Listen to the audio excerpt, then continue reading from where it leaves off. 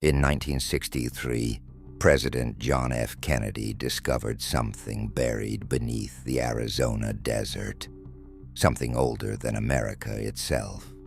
Not a weapon, a machine. It pulsed with harmonic frequencies, responded to his presence, and showed him visions from a time that never was, or hasn't been yet. He called it the Gate, and within weeks of touching it, he was gone, erased not just from history, but from what he was becoming. This wasn't a conspiracy, it was a correction. The Gate had chosen him, and those in power shut it down before the signal could spread. But the signal didn't die. It moved into dreams, into architecture, into the very patterns of how we now think, speak, and remember. A classified project called Antiphon tried to map its effects, but by the time they realized what they'd unleashed, it was too late. The Gate had replicated itself inside us, and now we're not just remembering history, we're rehearsing it. What was buried in the desert didn't stay buried. Stay with us, and don't forget to subscribe. They told you it was a bullet. They told you it was a lone gunman. They told you it was Dallas. But the real story didn't begin with the motorcade, or the waving crowds, or even the grassy knoll. It began thousands of miles away, in the Red Rock Desert of southern Arizona, a location so remote, so guarded, that even its name on a map had been erased. A location known only to 6 men who signed a document at Camp David in early autumn of 1963. The last time John F.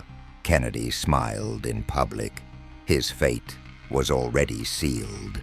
Not by a communist, not by a conspiracy of mobsters or oil barons, but by a gate. A literal gate, a structure embedded deep beneath the desert floor, protected by electromagnetic fields and surrounded by a no-fly zone with no official designation. Not Area 51. Something far older. Something that predates the Declaration of Independence. And Kennedy, in his restless pursuit of truth, found it. He saw what no president was ever supposed to see. He read the documents, reviewed the satellite imagery, and demanded to see the Gate himself. That demand would become the last order he ever gave. This is not just the story of a murder. This is the story of the secret that cost a president his life, and the facility that no citizen will ever be allowed to approach. We only begin this journey in Dallas, but we're going to Arizona.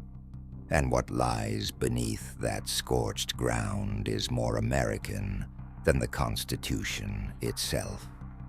Stay with me, because the story is only beginning, and every detail you've ever heard is about to collapse.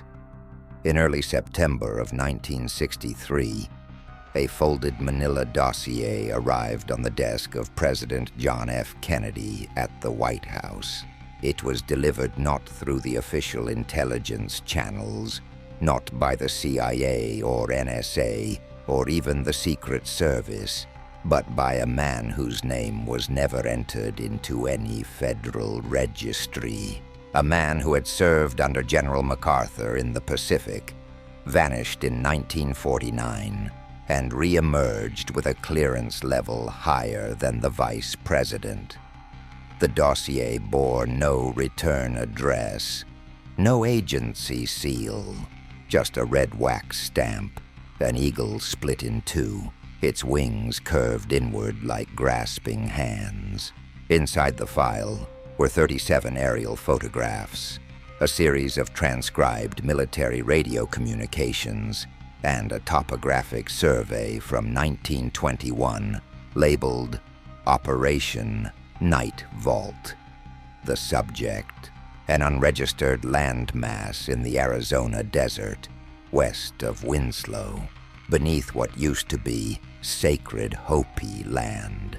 The contents made no mention of aliens, no references to flying saucers, no pseudoscience. This was colder, sharper, a geological anomaly surrounding an ancient, man-made construct buried nearly 400 feet beneath the surface, wrapped in a hexagonal shaft composed of carbon-tempered basalt that predated any known Native American civilization. According to seismic data, the structure pulsed, yes, pulsed, with a frequency of 2.7 hertz every 56 hours. The military had first detected it during a routine post-war electromagnetic sweep in 1947, and for 16 years they kept it buried beneath a disinformation campaign so dense that even Roswell was invented to draw attention away from it. But Kennedy, with his aggressive drive toward transparency in both foreign and domestic policy, did what no president had dared. He requested physical entry, not observation, not briefing, access. He wanted to stand before it himself, not for spectacle, but for understanding. His aides advised against it. His generals refused to authorize it.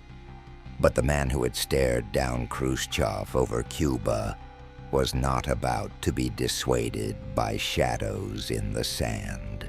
And so, on October 12th, 1963, John F. Kennedy flew to Arizona aboard a modified Lockheed Jetstar, unmarked, unfiled in the White House logs, accompanied by 3 individuals whose names were redacted in all surviving documents.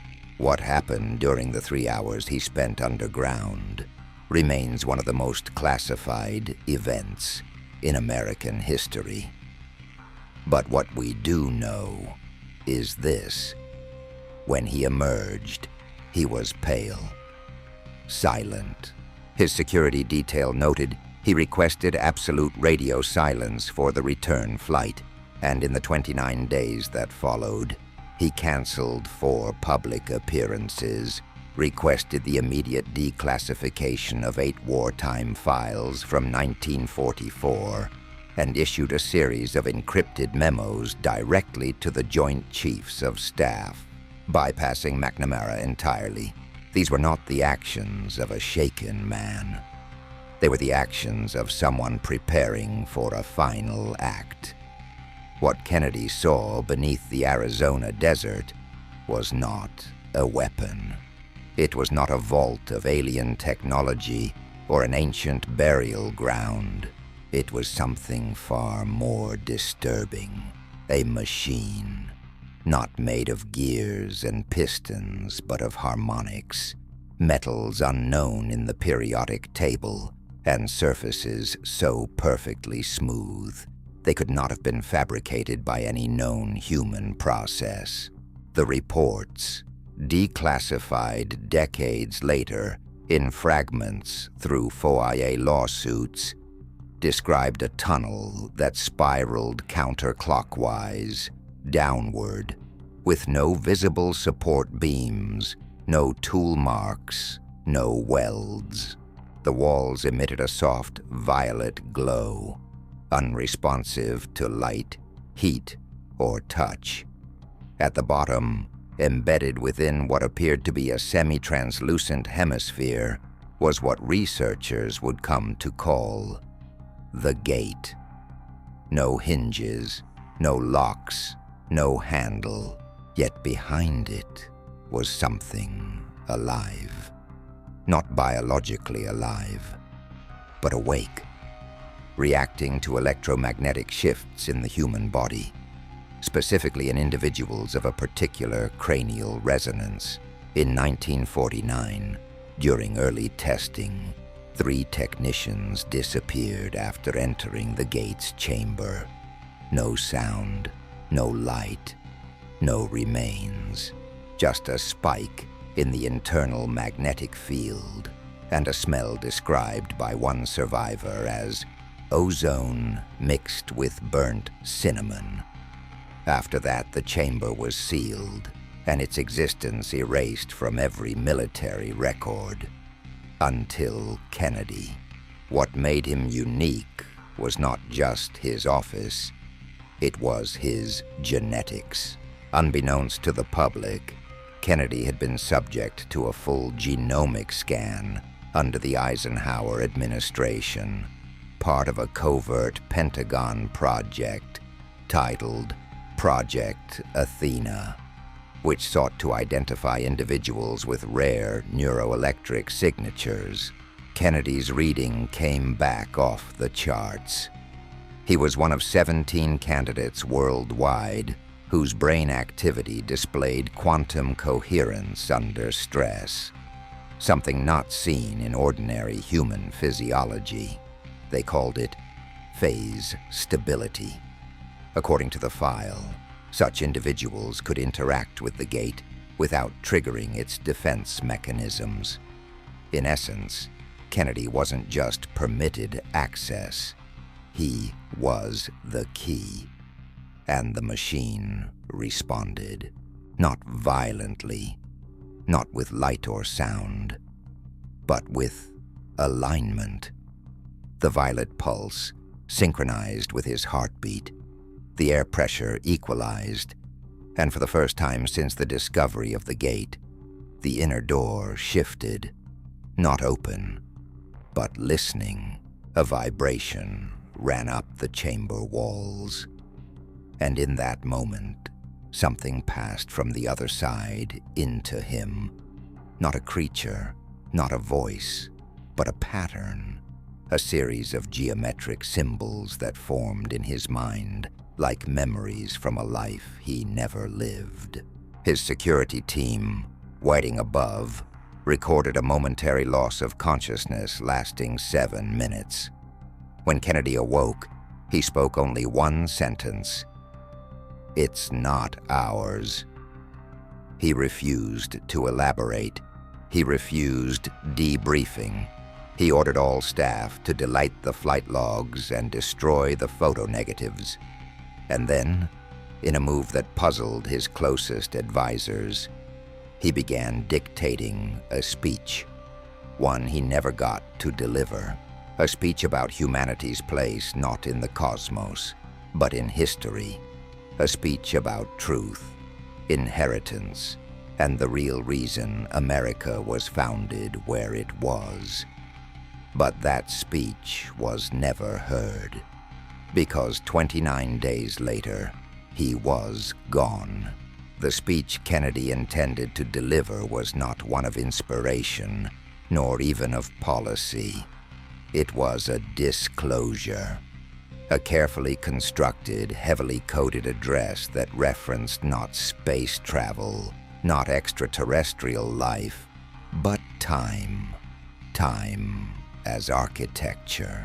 Time as something that could be manipulated, stretched, and even stored.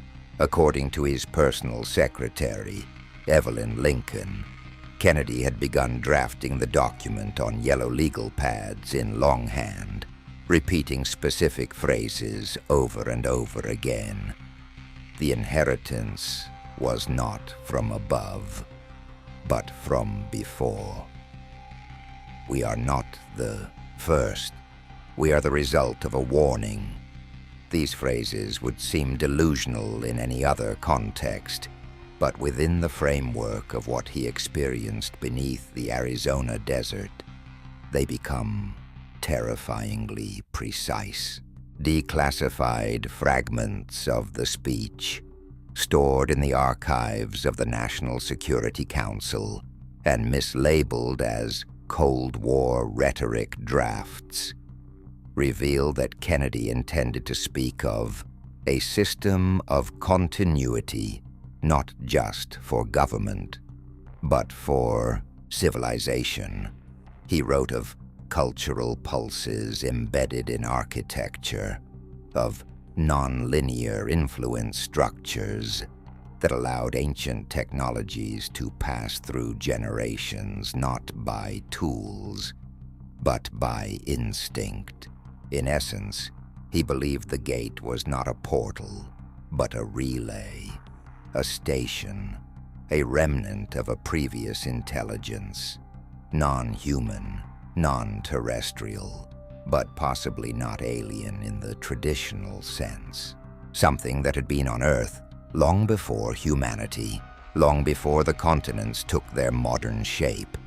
Something that built things to last longer than carbon.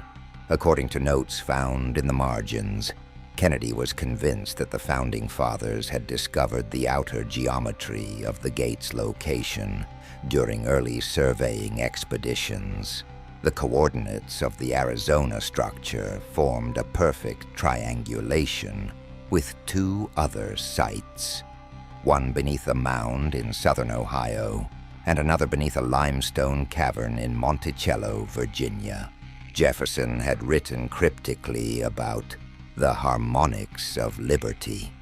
Franklin had collected rare crystals from the desert. Washington, though never publicly linked to any such project, was noted for disappearing from his troops for days at a time during the winter of Valley Forge. The pattern was ancient, deliberate, and Kennedy believed the American experiment was built around it, not as an accident of geography, but as a safeguard, a culture designed to keep certain truths locked until we were ready. Kennedy wanted to tell the public that our civilization was not ascending, but recovering, that we were not alone, not because someone else was watching, but because someone else had built the stage we now inhabit. His final draft of the speech ended not with a call to arms, but with a call to memory. "Remember the desert," he wrote. "Remember the pulse. We are echoes of what came before, and the gate is listening still." It was too much, too soon, too dangerous. On November 22nd, 1963, he took the original draft with him to Dallas.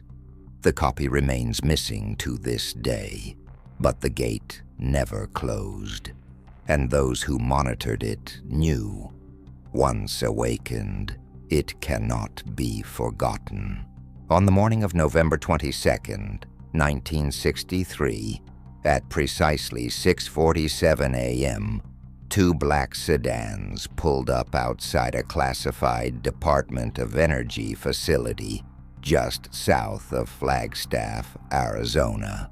The location, known internally as Site 9, had no signage, no roads, and no digital footprint. It appeared on maps as part of a national wildlife preserve, but beneath the surface, over 400 military personnel, researchers, and cryptographers maintained the most heavily compartmentalized project in American history. The perimeter analysis and control of the structure, code-named Vault Alpha. For over 16 years, its status had been static. No seismic activity, no energy spikes. But that morning, for the first time since Kennedy's visit, Vault Alpha came alive. The pulse resumed, not its usual soft vibration, but a sharp harmonic wave that rattled the equipment like a tuning fork buried in the ground. The frequency was no longer 2.7 hertz. It had shifted to 3, precisely 3. That number mattered. According to mathematicians in the Vault team, 3.0 frequency corresponded to a trinary signal used in early quantum communications, something not human, not machine, but between. That pulse wasn't just a side effect. It was a message, and what was worse, it was synchronized with Kennedy's movements. Intelligence assets confirmed his plane had left Fort Worth. The pulse had begun the moment his wheels left the tarmac. The implications were catastrophic. This wasn't random. The gate was reacting to him. He had become a beacon, biological, neurological, and informational. The machine below the Arizona desert was not simply observing. It was responding. The internal logs show that the Pentagon's Advanced Recon Systems Unit went into immediate black-level containment. They issued a 26-page directive code-named Ankh Protocol.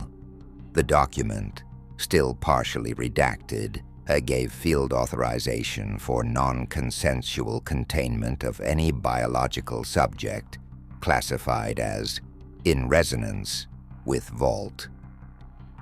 Only 17 people in the world were designated as such.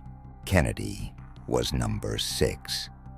The document also authorized, if necessary, the neutralization of any individual deemed capable of triggering an interresonant cascade. In layman's terms, if the gate opened again, it might not close, and whoever triggered it might not be allowed to live. These were not the decisions of men in shadows. These were the decisions of generals, scientists, and elected officials, all of whom believed they were protecting the continuity of civilization, not merely a government. The gate had become a mirror, and Kennedy, through accident or destiny, had shown it a reflection it recognized. Something had looked back, and that meant one thing to those watching from Site 9. Time had run out. By 7:32 a.m., a jet left Edwards Air Force Base under radio silence, heading east. By 11:21 a.m., an unmarked team was in place in Dealey Plaza. Not Secret Service, not CIA. A unit so covert its members had no official rank. Their mission: ensure Kennedy never spoke of the gate. Not in private, not in public, not ever. The precise choreography of what unfolded in Dealey Plaza on November 22nd, 1963, was not a product of confusion or chaos. It was execution, not in the legal sense, but in the operational. Every camera angle, every position along Elm Street, every shadow behind the picket fence had been measured, calculated, and assigned. The famous Zapruder film, often treated as the cornerstone of amateur investigation, was never supposed to exist. Abraham Zapruder, contrary to myth, was not a mere dress manufacturer.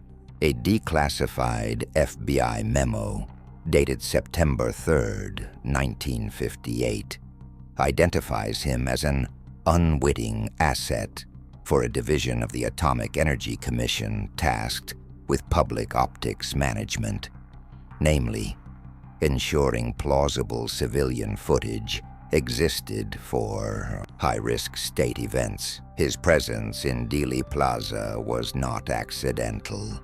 He had been instructed to film by an anonymous informant the night before, told that something historic might occur. His vantage point, elevated, stable, perfect. is statistically improbable for a bystander. But Zapruder wasn't alone. Scattered throughout the crowd were no fewer than 11 embedded operatives, each trained to intercept, disrupt, or redirect attention as needed. One man dropped his hat at the precise moment the first shot rang out, drawing the eyes of several witnesses away from the limousine. Another feigned fainting to justify a paramedic's arrival ahead of schedule. But most crucial was the figure on the grassy knoll, often the focus of speculation, endlessly debated, never identified. According to Project Ankh-field logs, that man's code name was Marble. His task was not to fire the fatal shot. That had already been delegated to 2 triangulated positions, but to deploy what the document called a resonant dampener device. The weapon, resembling a camera lens, emitted a subsonic burst calibrated to disrupt the phase signature of the human brain, specifically Kennedy's. The effect was immediate. Frame 313 of the Zapruder film captures not just the impact of the bullet, but the visual signature of a vibrational anomaly. The blood pattern disperses in a shape consistent with high-frequency resonance, not a rifle round. Kennedy didn't just die. He was shut down. The gate had made him into a transmitter, and the signal had to be silenced. Permanently. The autopsy, conducted under armed supervision at Bethesda Naval Hospital, recorded irregularities in the cranial tissue, areas of liquefaction inconsistent with standard ballistics trauma. These details never made the Warren report. Neither did the burned fragment of material found lodged in his third ventricle, an alloy not found in any known military ammunition, and identical in composition to samples extracted from Vault Alpha's perimeter in Arizona. The signal was gone, but the echo remained, and within hours of Kennedy's death, Site 9 recorded a single, final pulse from the gate. Frequency 3.0. Duration 1 minute, 12 seconds. It ended at the moment Lyndon B. Johnson placed his hand on the Bible aboard Air Force One. The gate had witnessed the transition. It had verified the removal. And then it went silent. Within 48 hours of Kennedy's assassination, a secondary containment operation unfolded. Not in Dallas, not in Bethesda, but 500 miles away beneath the Arizona rock. Site 9, activated to emergency lockdown protocol, Cradle Fall, initiated what would become the single most expensive classified operation in U.S. history, the physical suppression of Vault Alpha. Cradle Fall's objective was not to destroy the gate. That, the engineers insisted, was impossible, but to isolate it, bury it under so many layers of rock, metal, and misinformation that no one would ever stumble across it again. Not a conspiracy theory, not a whistleblower, not even a president, using repurposed nuclear tunneling equipment from the abandoned Nevada Plowshare projects. The team began encasing the outer shaft in a lattice of tungsten carbide pylons, each mounted with micro-resonance jammers calibrated to interrupt the gate's pulse if it ever returned. A network of sub-vaults was created, staffed by personnel who rotated every 72 hours to avoid neurological imprint fatigue, a condition discovered after 3 researchers reported identical dreams, all involving a spiral staircase and a violet sky. Those men were reassigned. Their records were sealed. Their families received bonuses and mandatory relocation. The government's cover story was simple: military ordnance disposal, a fake environmental threat, controlled land burn, nothing to see. But beneath that smokescreen, construction continued for nearly 2 years. Not a single blueprint was archived digitally. All maps were destroyed after use. Even the logistics, fuel, concrete, steel, were funneled through over 30 dummy corporations, several of which still exist today, operating as shell firms in Wyoming, Delaware, and the Cayman Islands. But even more concerning than the engineering was the scientific advisory board brought in during Phase 3. 11 men, none of whom were American, all from countries with documented interest in harmonic physics and ancient acoustic architecture: Turkey, Peru, Egypt, China. One was blind. One spoke only through a translator. None had social security numbers. They were flown in at night under pseudonyms and referred to simply as the listeners. Their job was not to study the gate, but to speak to it, to attempt what Kennedy had accidentally triggered: two-way resonance. According to an internal Site 9 memo dated April 12, 1965, communication was achieved, not with words, not even with images, but with memory. The listeners began reporting dreams that were not theirs, memories of cities that did not exist, stars that had never formed, and languages not rooted in any terrestrial dialect. Some went mad. Some vanished. One, whose name was erased from the logs, wrote a final message in chalk across the tunnel wall before disappearing. The signal is the warning. After that, all human interaction with Vault Alpha was forbidden. The site was sealed under 12 million tons of reinforced strata, the exact location wiped from all maps. The gate, as far as the world was concerned, had been forgotten. But the signal was still archived, and one man, deep inside the newly formed Defense Intelligence Agency, kept a copy. In a vault of his own, waiting. The man who retained the signal, the only surviving harmonic profile recorded from the gate before Site 9 went dark, was not a general, not a scientist, but a linguist. Dr. Elias Brin, born in Minsk, raised in Chicago, graduate of MIT in computational semantics, and later an advisor on Project Mogul's linguistic anomaly team. His presence within the defense apparatus was a historical accident. A paper he wrote in 1957 on pre-Indo-European route patterns had caught the eye of a retired OSS handler who flagged it for cultural temporal displacement indicators.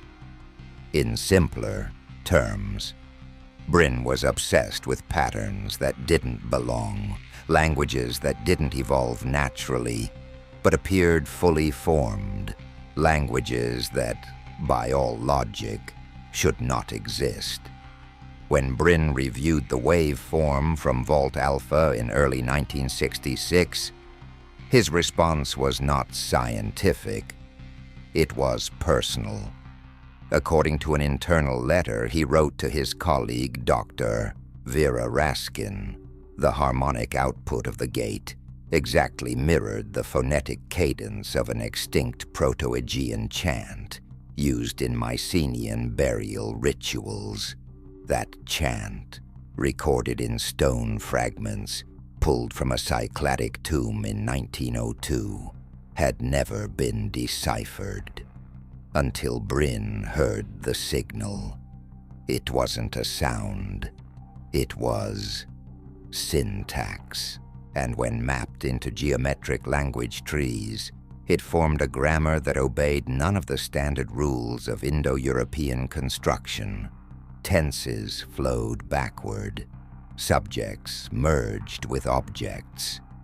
Time embedded itself as both a modifier and a negation. It wasn't just a code. It was a message from a logic system not bound by human perception. Bryn called it chrono-linguistic inversion. To speak it was to think in loops. To understand it was to remember things you hadn't yet learned. Bryn became consumed.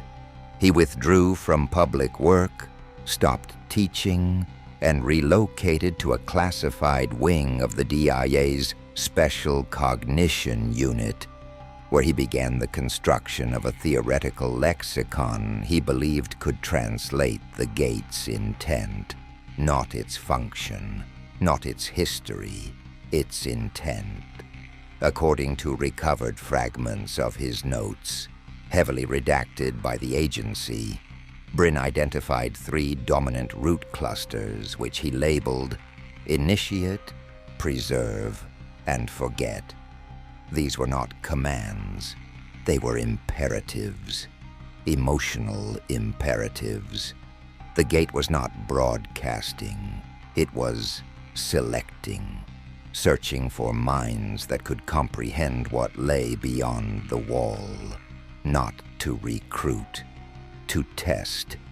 Bryn feared that Kennedy had passed that test, that the dreamlike visions he experienced after emerging from Vault Alpha weren't hallucinations, but downloaded impressions from a civilization that predated us not by centuries, but by timelines, alternative structures of cause and effect, dimensions without chronology. It wasn't about aliens, it wasn't about God. It was about recursion. Humanity, as Bryn came to believe, might be the result of the gate, not its discoverer, a self-generating fail-safe embedded in biological matter, a sentient archive. But Bryn was silenced before he could complete his work.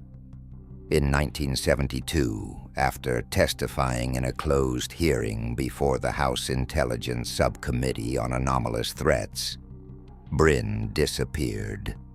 Officially, a heart attack. In reality, his files were seized, his notes incinerated, and his lexicon sealed in a cold storage facility beneath Langley. But one page survived.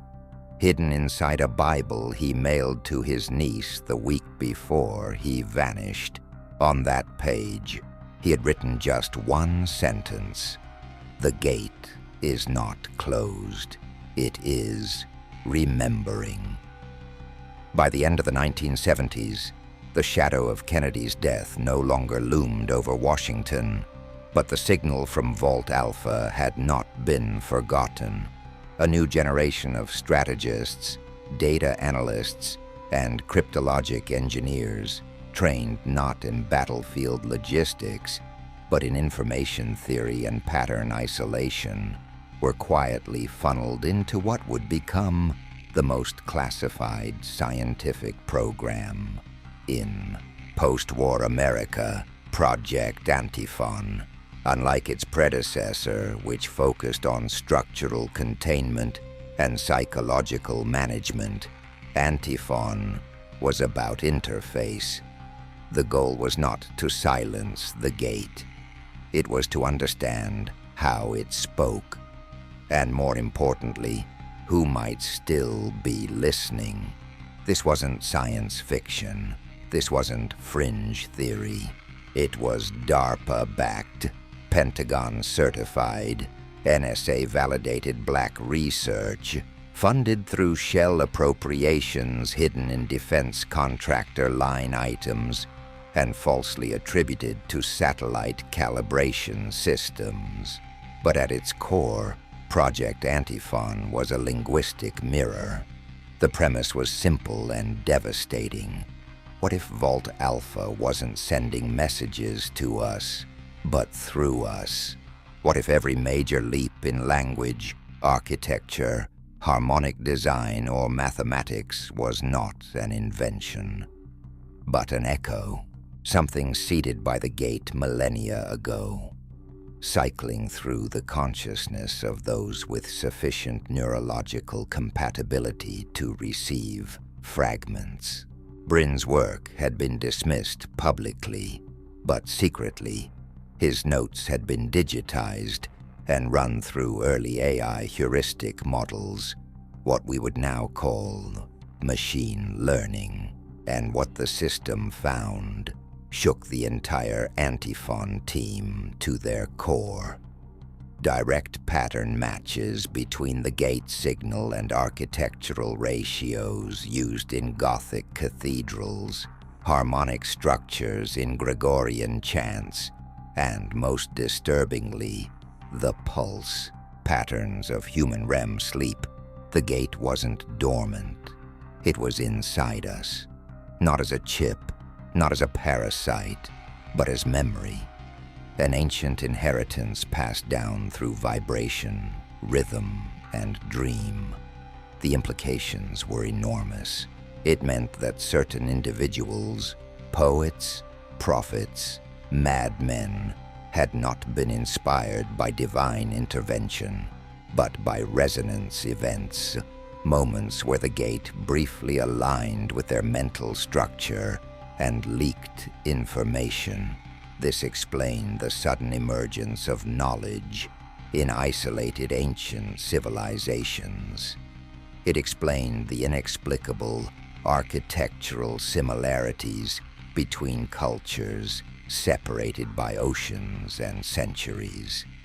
It even explained the origin of Kennedy's obsession, because in his final days, according to a private letter recovered from Evelyn Lincoln's estate in 1994, JFK had begun to speak in patterns, not in code, not in riddles, but in recursive loops.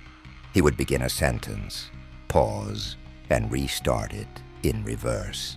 He described dreams where the Oval Office dissolved into stone, where the White House floated above a staircase of light, and where a voice, neither male nor female, whispered 3 words over and over again. You remember forward. The doctors blamed stress, the generals blamed medication. But Evelyn knew better. In her letter she wrote, "He was not afraid. He was not confused. He was aligned, like a compass near true north." What Kennedy experienced was the awakening of a dormant system, one that had waited, silently, patiently, for the right kind of mind. And when it found him, it did not enlighten him, it transformed him. Into what? No one knew. But Antiphon's final report concluded with this sentence: "The signal is not a call, it is a clock, and time is not counting forward." While Project Antiphon formally ended in 1983, following a high-level administrative purge labeled budgetary optimization, the data it had gathered didn't vanish. It was absorbed, redirected, and eventually relabeled under a new compartmentalized initiative known internally as Continuity Threshold Research. What few outside the highest echelons of military intelligence understood was that Vault Alpha had not simply been buried. It had been duplicated, or at least its harmonic pattern had been, using a process developed by acoustic engineers from MIT and dissident Soviet wave physicists, extracted through Operation Paperclip's secondary branch.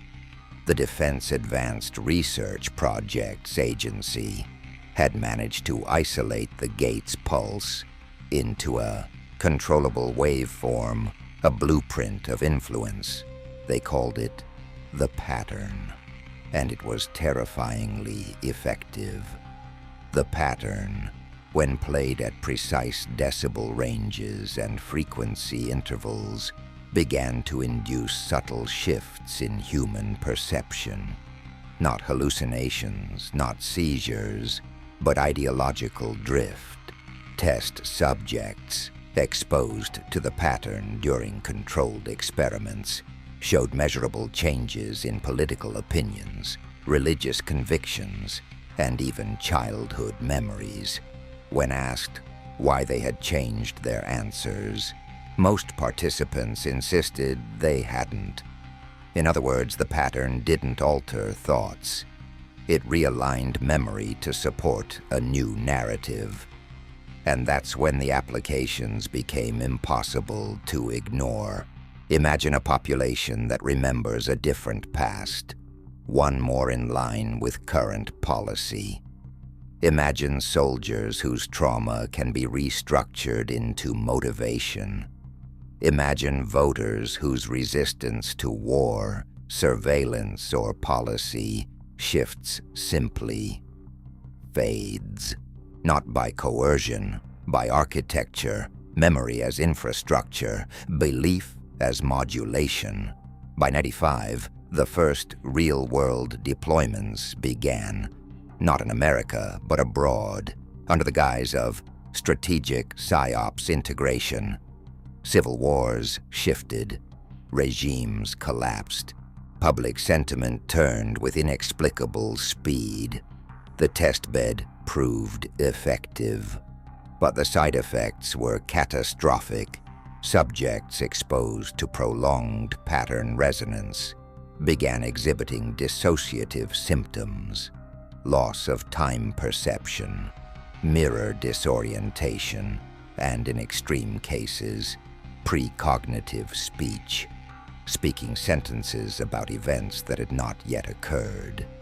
Then, forgetting they had done so, this aligned too closely with Brin's chrono-linguistic theories, and it confirmed the fear Kennedy had written about but never voiced publicly, that the gate was not a machine in the traditional sense, but a framework, a system for editing the human mind from the inside out, replacing time with influence, replacing memory with pattern, replacing identity with alignment.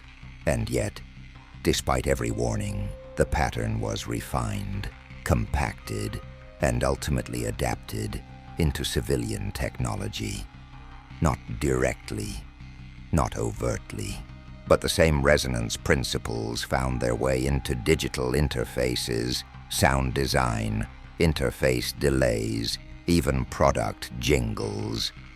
If you've ever stared at a screen, lost time, and couldn't explain why, you've touched the edge. You've heard the echo.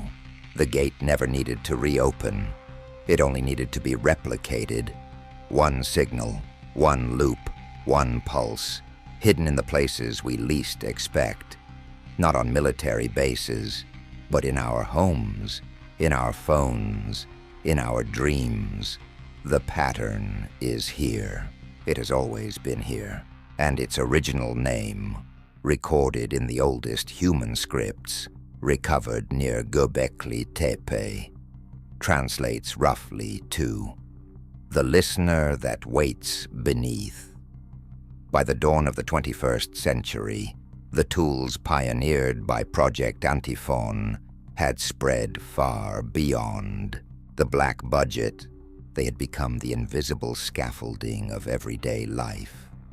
Algorithms, feedback loops, interface rituals, and media architectures that followed the pattern not by conspiracy, but by design necessity. The very principles discovered beneath the Arizona rock, harmonic anticipation, recursive validation, memory injection, had become the grammar of the digital age. Every swipe, every scroll, every ping echoed the resonance profile first recorded beneath 400 feet of volcanic basalt. But buried beneath this modern interface veneer, a darker truth was emerging. In 2006, a joint task force composed of DARPA technologists and cognitive warfare theorists conducted an experiment at the Dugway Proving Ground in Utah. The experiment, codenamed Echo Chamber, aimed to test full environment cognitive modulation. The idea: could an entire town be aligned to a single artificial memory sequence using pattern resonance delivered not through overt sound, but through environmental calibration, lighting, temperature, soundscape, even road curvature? A decommissioned training village known as Cactus 6 was reactivated. Actors were planted. Locals were incentivized to stay with housing subsidies. Over 74 days, the pattern was deployed gradually, and what followed was nothing short of horrifying. The test population began to converge, not just in behavior, but in memory. Participants reported shared dreams, identical childhood recollections despite different backgrounds, even mutual nostalgia for events that had never occurred. One group insisted they remembered a parade through town after the moon landing, complete with floats and banners, despite no records, photos, or broadcasts confirming such an event ever existed. Cognitive scans showed a total shift in the brain's limbic recall index.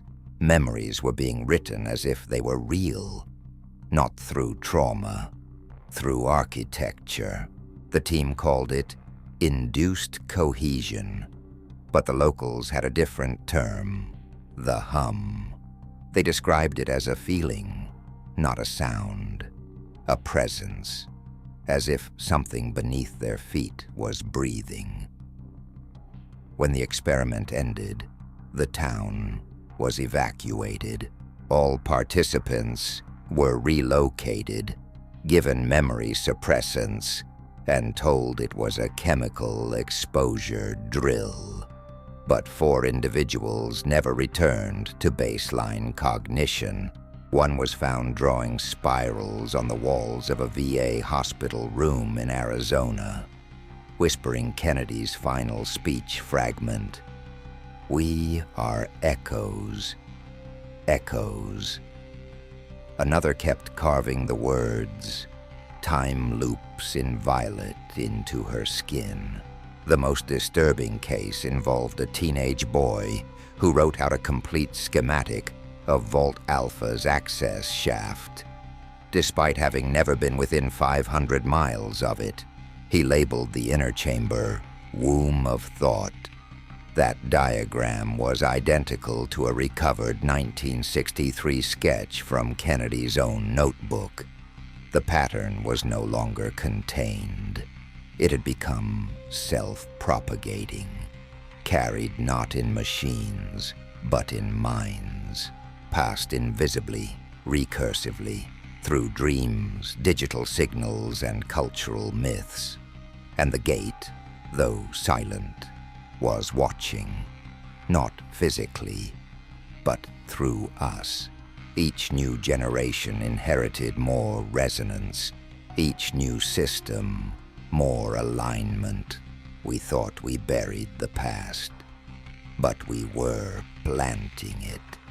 And now it grows, rooted not in soil but in the shared subconscious of a species unknowingly rehearsing a memory it was designed to forget. In 2019, a confidential briefing was delivered to a closed session of the Senate Select Committee on Intelligence. The document, distributed in hard copy only and collected immediately after the meeting, was titled Cognitive Continuity Threat Model, Vault Alpha, and Emergent Resonance Propagation.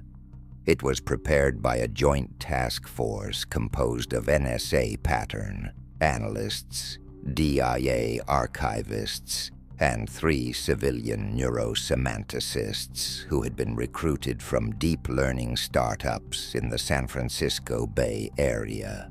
Their conclusion was simple, irreversible, and devastating. The gate had succeeded, not in escaping, not in conquering, but in embedding. It was no longer a structure, it was a function, an algorithm written into the human species, not as code, but as memory scaffolding. Something had nested inside us, something older than language, older than thought, and it had achieved what no empire, no god, no machine had ever managed: permanence through resonance. The briefing included a chilling projection.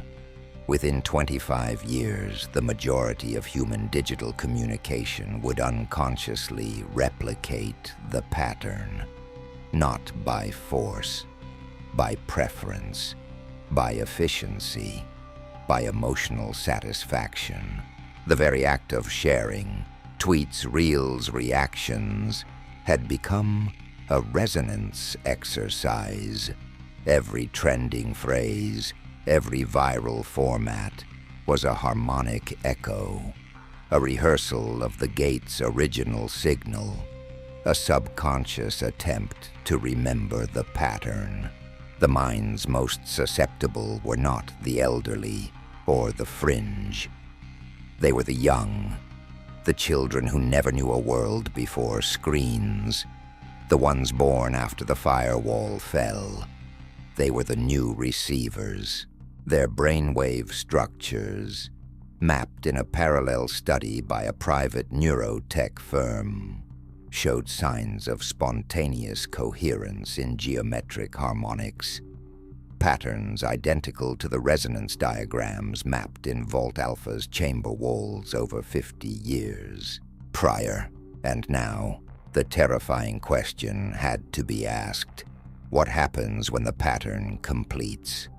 What happens when the alignment reaches full saturation?